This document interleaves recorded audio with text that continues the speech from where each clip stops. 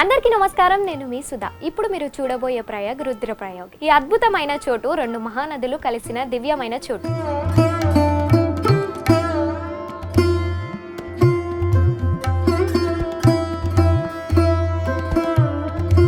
అలకనంద నది, మందాకిని నది, ఈ రెండు నదులు కలిసిన చోటు రుద్రప్రయాగ్. ఈ చోటును మీరు చూడాలి అనుకుంటే ఉత్తరాఖండ్ అయితే రావాల్సి ఉంటుంది. ఈ రుద్రప్రయాగ్ లో ఎడమ వైపు చూసుకుంటే మందాకిని నది కేదార్నాథ్ నుంచి ప్రవహిస్తుంది.